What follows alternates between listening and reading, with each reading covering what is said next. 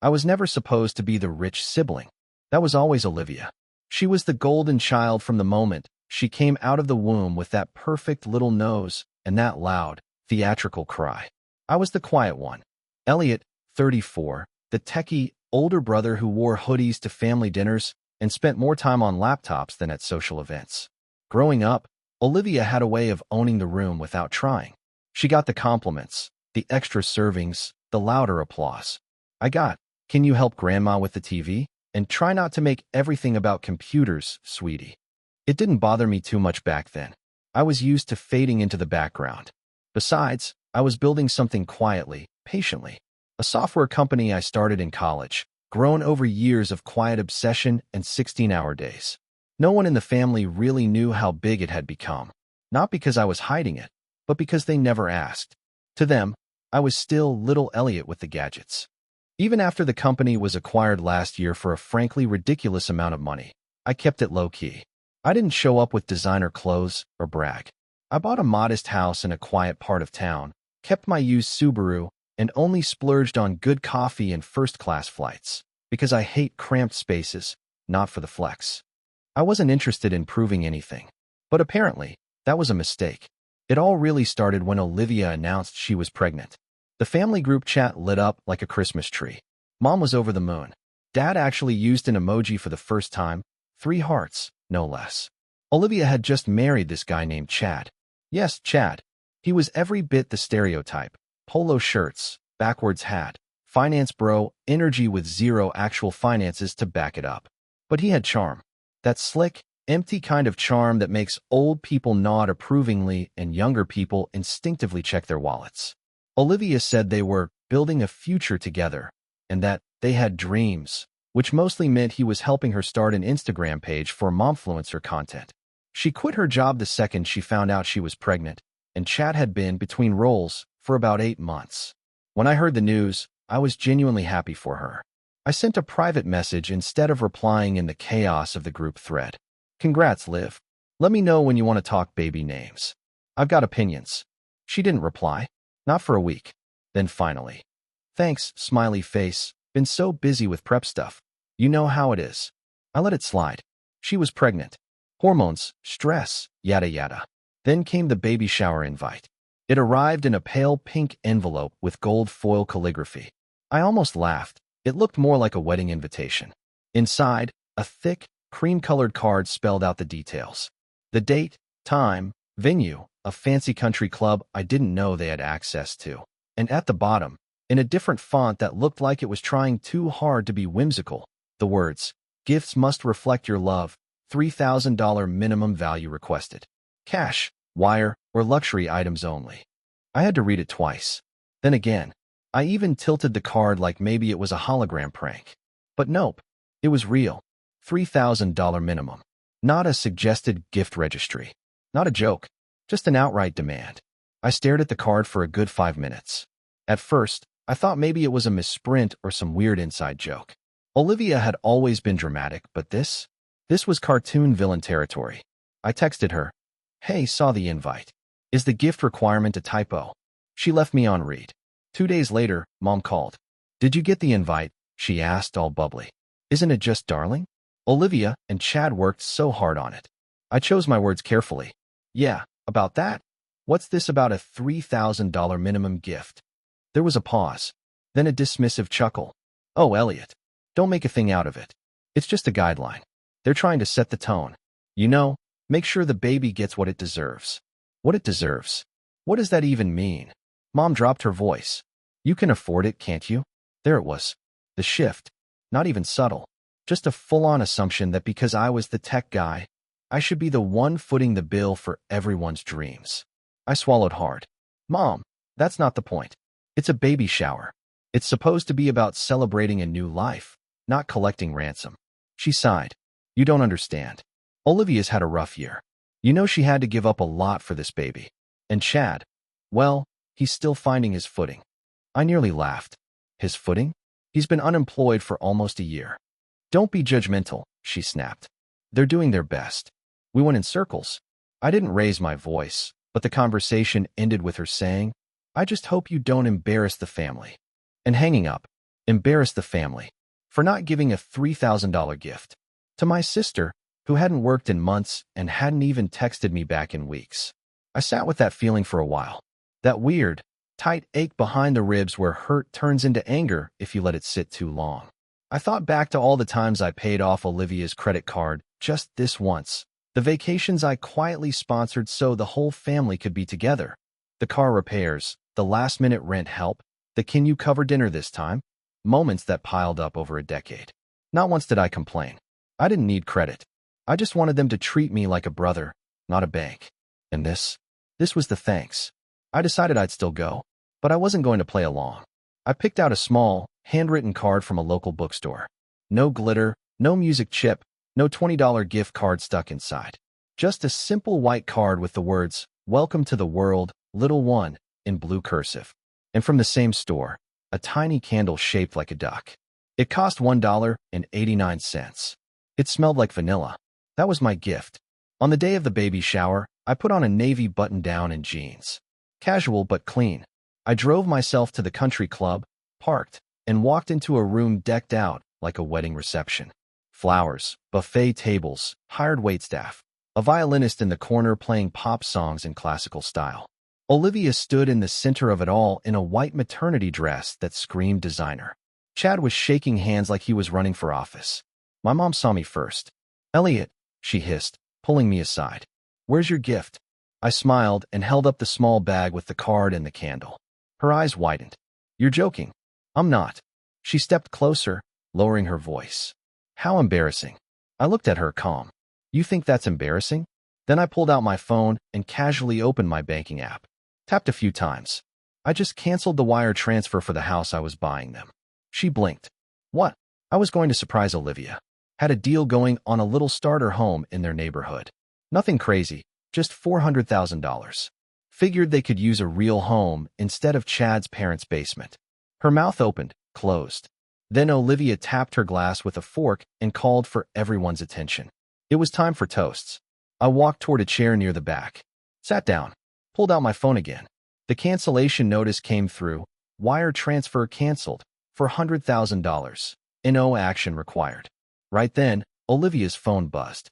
I saw her glance down mid-toast, glass raised. Then her face drained of color. 1 second she was glowing, thanking everyone for their generosity. The next, she looked like someone had flipped a switch inside her skull. But I just smiled and took a sip of lemonade. And that was just the beginning. I wish I could say Olivia played it cool after the wire transfer got canceled, but you'd be giving her way too much credit. The second that notification hit her phone, she went pale, like actual ghost white.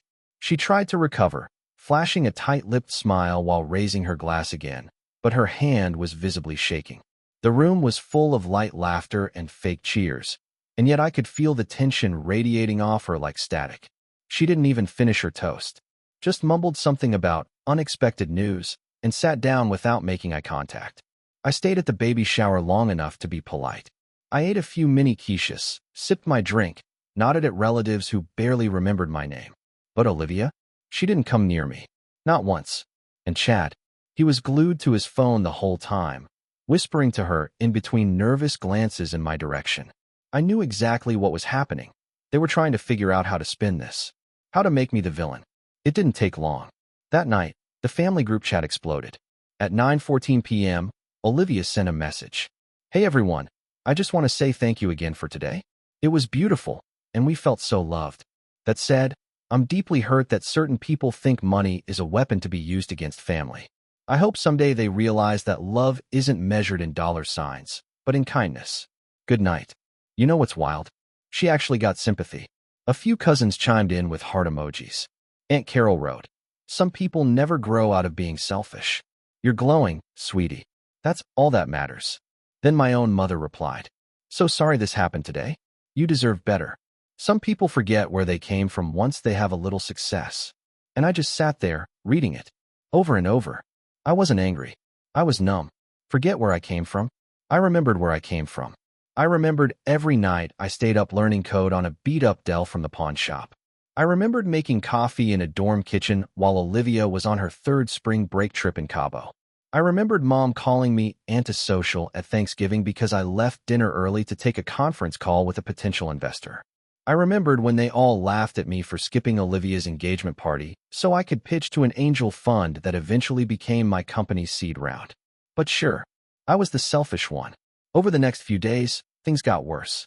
The texts started coming in directly. From Chad. Bro, that was low. You embarrassed her. She cried the whole night. From Mom. You ruined what was supposed to be the happiest day of her life. I hope you're proud of yourself. Even from Olivia's best friend Melanie. You used to be the chill brother. What happened to you? Don't forget who always had your back when you were just a nerd. I didn't respond to any of them. Because here's the thing, I had changed. Somewhere in the quiet grind of building my life, I had developed a backbone. I wasn't the shy, agreeable brother anymore. I didn't need their approval. I didn't need to prove my loyalty by throwing money at people who didn't respect me. But silence didn't help either. 2 weeks after the baby shower, I got a call from Dad. Now, my dad is hard to explain. He's present but distant. Always has been. One of those emotionally constipated types who shows love through grunts and oddly timed weather updates. So when he calls, it's either an emergency or a very awkward attempt at reconciliation. Hey, sport, he said. He still calls me that. I've never played a sport in my life. Hey, Dad. I heard about the house thing. Of course he had. Yeah, I changed my mind. Long pause. Then, Olivia and Chad. Stop. I didn't even raise my voice. Don't do this. He sighed. I'm not taking sides. I just think maybe you should apologize. For the sake of peace. I closed my eyes. Peace isn't built on letting people walk over you, Dad. Another pause. I just don't want the family split. And there it was. Not a word about what they had done. Just the classic, you're both wrong, neutrality that somehow always leaned in Olivia's favor. I ended the call quickly. No yelling. No drama. Just a quiet realization that I was alone in this. But I still didn't cut them off. Not yet. Because deep down, I wanted to believe that maybe this was a fluke. A moment of collective delusion. Pregnancy hormones. Peer pressure. Miscommunication. I gave it time. I waited. Then came the nursery fundraiser. Yes, you read that right. A week later, Olivia posted on Instagram a link to a GoFundMe. The caption read, "Hey friends and fam. Baby M is almost here, and we're creating the dream nursery she deserves. We've picked out sustainable furniture and ethically sourced baby supplies. Every little bit helps. Let's build her a room full of love." The goal? $25,000. I choked on my coffee.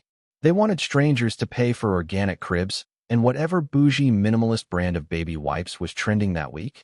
I didn't know whether to laugh or throw my phone out the window. The worst part? People were actually donating. My mom shared it on Facebook with a caption that made my blood boil.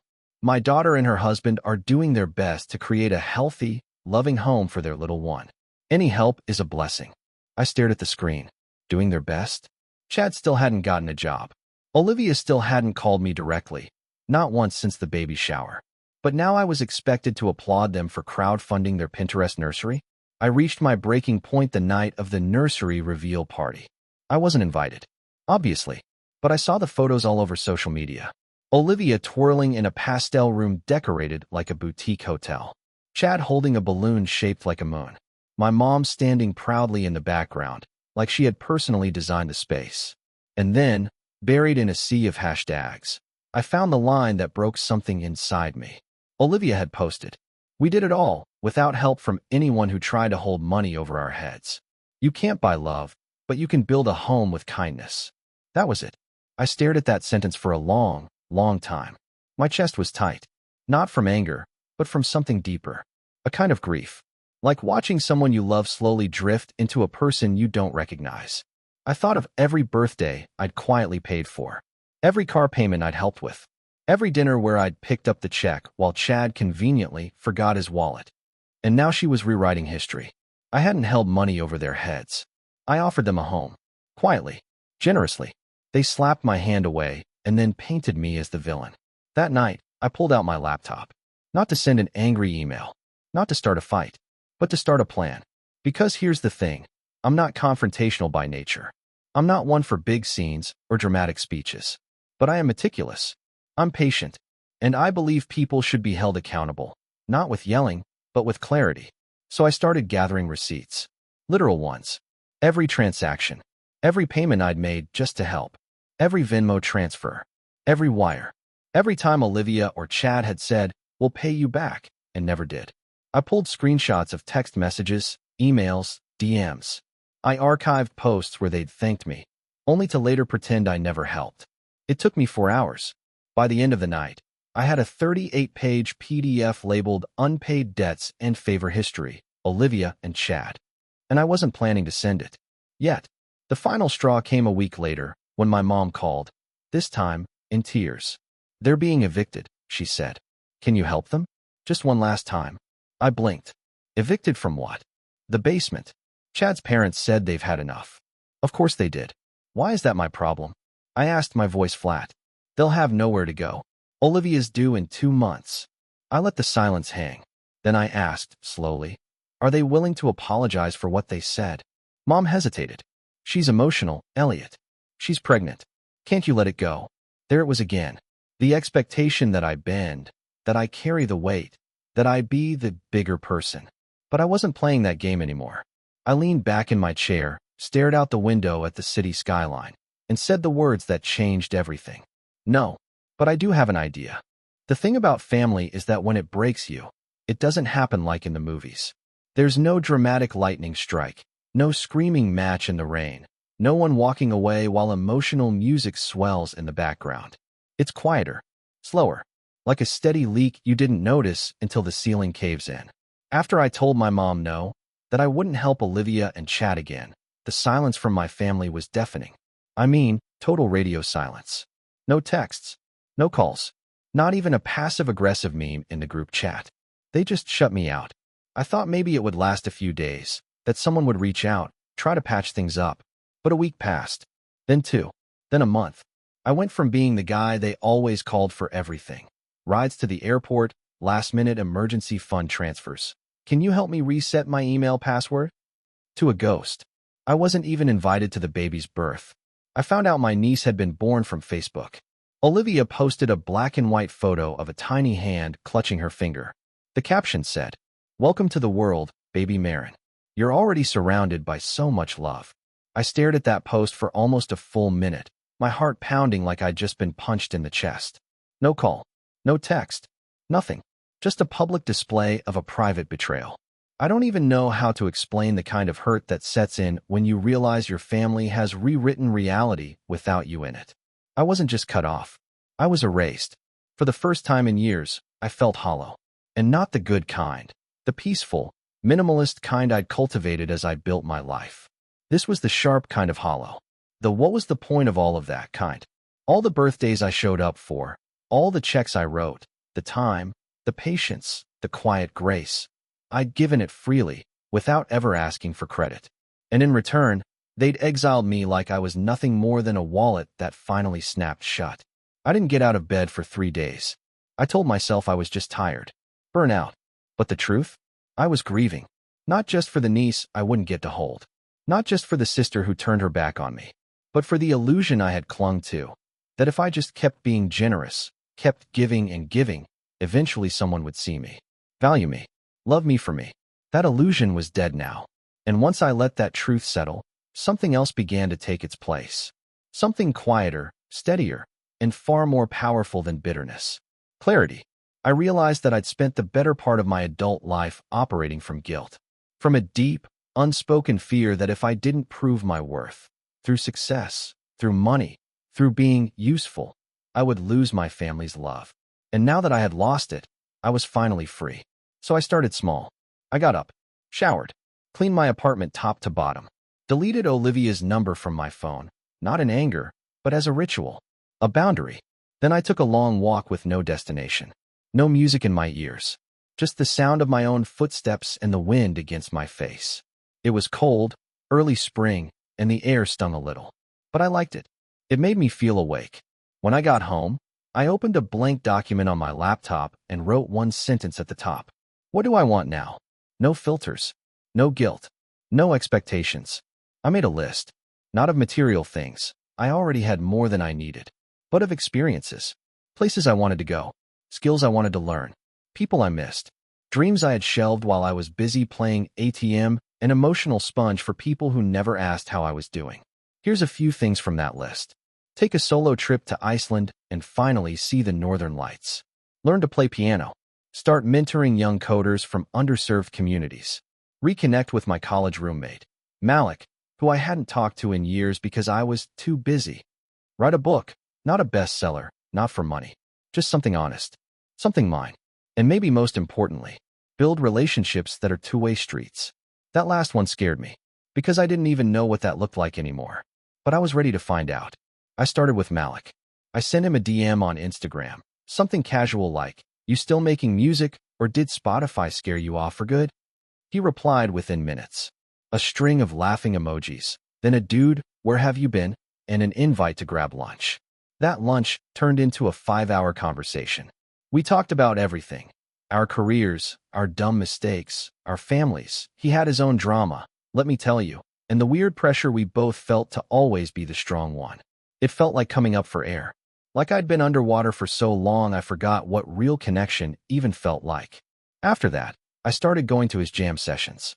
Not to play anything. I didn't even know the first thing about chords, but just to be there. To let myself be part of something messy and alive and unpolished. Then I signed up for piano lessons. Twice a week. I sucked. Like, really sucked. But I laughed a lot. And I started sleeping better. My work life changed, too. I used to drown myself in projects, hoping each new deal or milestone would somehow fill the gap where love should have gone. But now I started saying no. Not to sabotage myself, but to protect myself. I stopped taking clients who drained me. I delegated more. I started mentoring, just one kid at first, a 17-year-old named Kyle who reminded me a little too much of my younger self. He had the same scrappy fire, the same hunger to prove himself, but no one in his life who believed in him. I did. We met every Friday. I didn't just teach him to code. I taught him how to think, how to fail and keep going, how to stop apologizing for being different. One day, after 3 months, he looked at me and said, "You're the only adult who's ever taken me seriously." And I swear, I almost cried. Because in that moment, I realized something Olivia never understood. Legacy isn't built through status. It's built through impact. And I was finally building mine. I never posted about any of it. I didn't need likes. I didn't need validation. For the first time in years, I wasn't living my life to be seen. I was living it to feel it. But the universe has a funny way of circling back. One night, months later, I was grabbing groceries when I ran into Aunt Carol. She didn't see me at first, just stood in the produce aisle, arguing with someone on the phone. Loudly. I only caught one sentence. Well, maybe if Olivia had thought about saving instead of painting cribs in gold leaf. She turned and saw me mid-rant. Froze. "Elliot," she said, blinking. "Oh, wow. It's been a while." I smiled. "Yeah, it has." She looked at me the way people look at a rare animal in the wild. Like she didn't expect to see me alive and well. Then she said something that surprised me. "You look good." "Thanks." There was an awkward pause. Then she leaned in, lowering her voice. "You know, not everyone bought their story. About the house thing. About you." I shrugged. "Doesn't matter anymore." But she wasn't done. "They're struggling now. Olivia doesn't talk to me much anymore either. Chad's been fired from 2 jobs. Your mom's been covering their rent." My chest tightened, not with guilt, but with a complicated kind of ache. Not for them. For me. For the version of me that would have dropped everything to fix it. I nodded, politely excused myself, and left. That night, I sat in my apartment, the city buzzing below, and realized something big. I didn't need revenge. I didn't need an apology. I didn't even need closure. I had something better, peace. But life, as always, had other plans. Because just when I thought I was done with all of it, when I'd finally healed enough to move on, something unexpected happened. A letter arrived in my mailbox. Not an email. Not a text. An actual, honest-to-goodness envelope. It was cream-colored. Elegant. Embossed. No return address. Inside, a handwritten note. Olivia's handwriting. The first line, "If you're reading this, then you already know things have fallen apart." The envelope sat on my coffee table like it was ticking. For hours, I ignored it. Walked past it. Made dinner. Cleaned the kitchen. Played a few broken piano chords that sounded like a raccoon stepping on glass. But eventually, curiosity won out. I sat down, opened the envelope, and pulled out the note. It was Olivia's handwriting, unmistakably hers. Rounded letters, little hearts over the eyes, just like when we were kids. And yet, the words on the page felt like they came from a stranger. The first line was enough to make my stomach twist.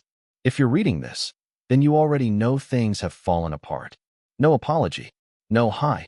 No acknowledgement of the months of silence or the storm she helped stir. Just a kind of resignation, like she was finally facing consequences she never expected would reach her. The rest of the letter was a mess of contradictions. She wrote about how Chad had made some bad investments, translation, lost their savings on crypto tips from Reddit, how their landlord was threatening eviction again, and how she wished things could go back to the way they were. She didn't say sorry for the baby shower stunt, or for turning our family against me, or for publicly framing me as some cold-hearted egomaniac. Instead, she wrote, "You were always the one who had it together, the one who fixed things. And I know you probably hate me now, but I'm scared, Elliot. I don't know how to get out of this mess." Then, at the very bottom, in smaller handwriting, "I don't know who else to ask." I sat with that letter in my lap for a long time. I wasn't angry. I wasn't sad. I was just still. The kind of still that only comes after you've done all your grieving and finally see things with perfect, painful clarity. And what I saw was this. Olivia didn't change. She never had. She just ran out of places to point her problems. And now that the walls were closing in, she remembered the brother she'd spent years ignoring until it suited her. But I wasn't the same person she remembered. That version of me, the one who dropped everything, who forgave too easily, who wrote checks like Band-Aids for emotional wounds, he was gone. And in his place stood someone new. Someone who had rebuilt his life, brick by brick, without her approval, her validation, or her drama. And maybe it was time she learned what that version of me was capable of. I didn't plan revenge out of spite. It wasn't about payback. It was about truth. About finally peeling back the layers of sugar-coated lies and showing the people who had treated me like a footnote that I was done playing the supporting role in a script I didn't write.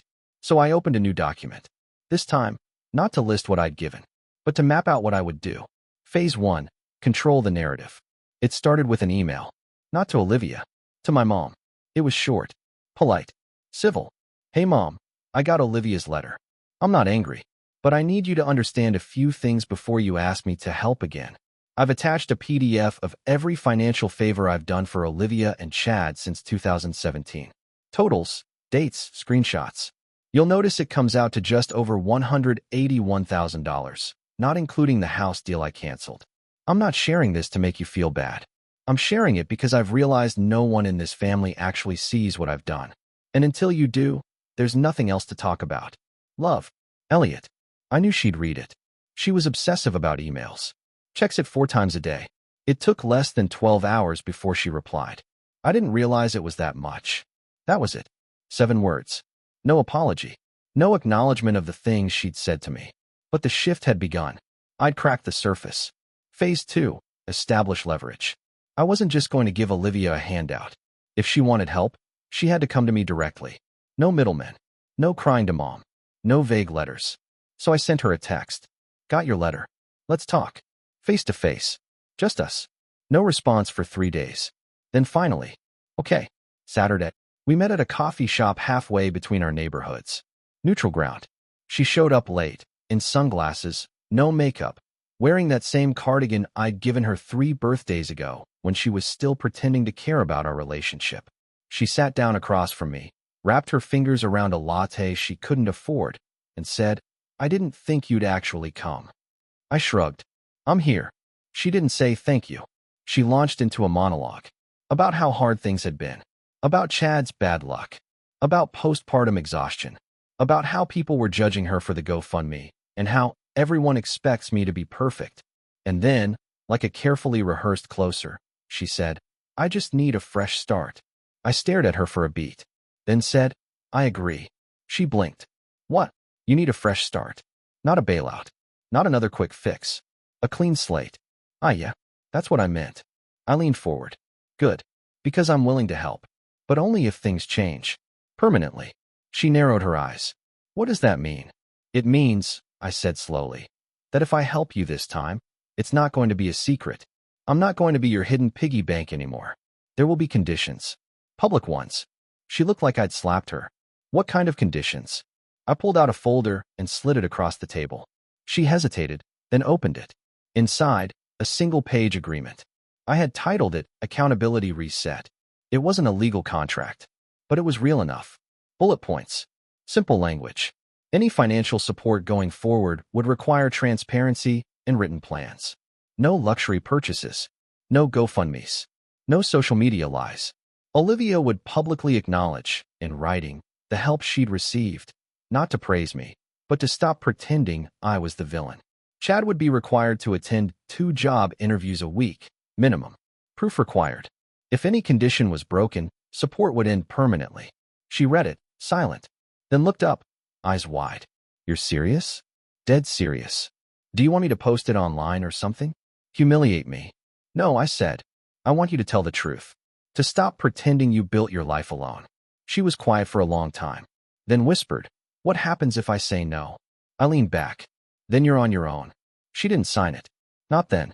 But she didn't storm out either. She folded the paper, slipped it into her purse, and said, I need to think. And that was fine by me. Because while she was thinking, I was moving. Phase 3, build the stage. See, I didn't just want to restore the truth.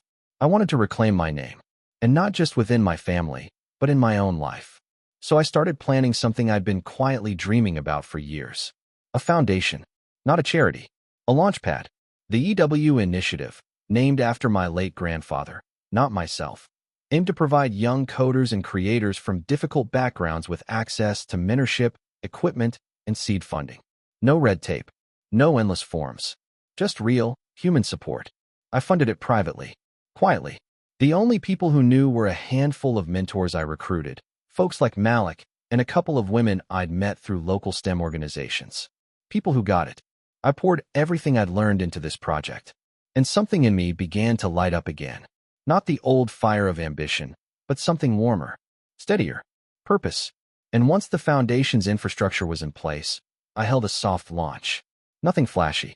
A local event. Invitations sent to just a few key people from my past. Former professors, mentors, a few select friends, my dad, and yes, Olivia. She didn't RSVP, but I had a feeling she'd show, and I had a feeling she'd be bringing a pen. The launch event was set for a rainy Thursday evening in late spring.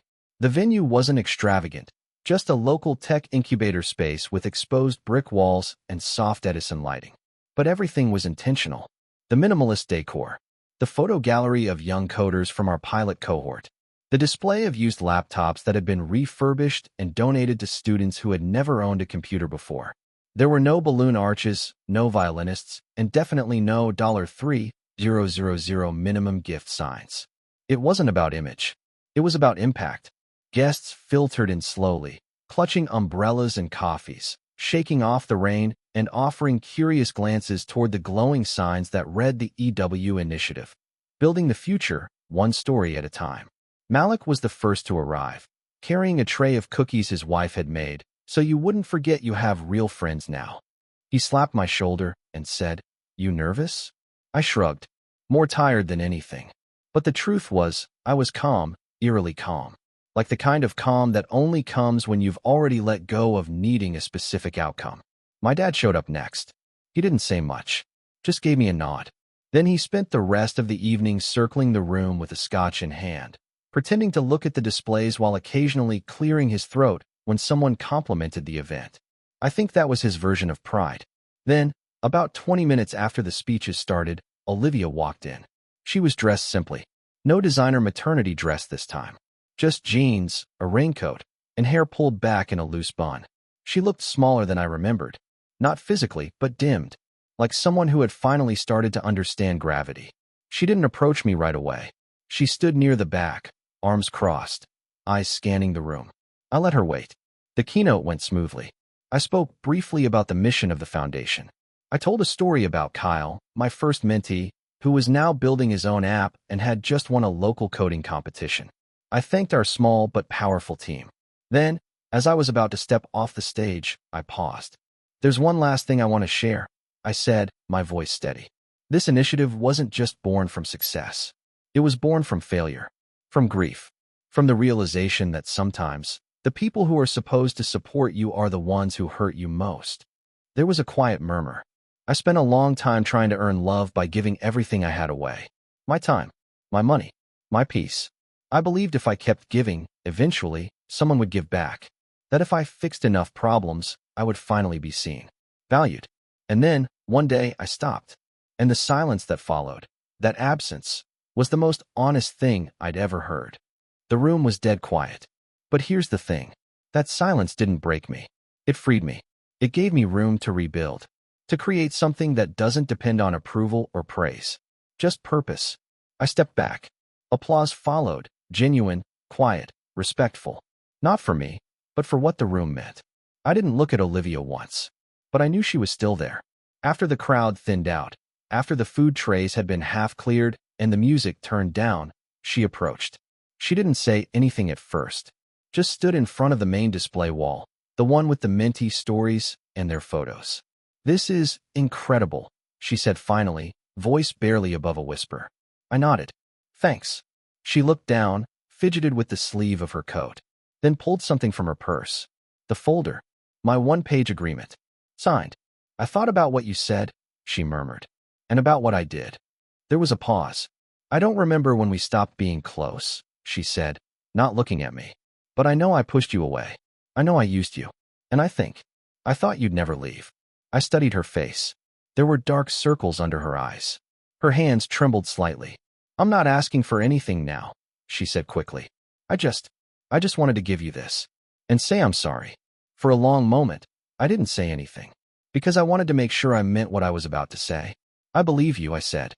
"But things don't go back to the way they were. Not anymore." She nodded slowly. "I know." Then she turned to leave. "Olivia."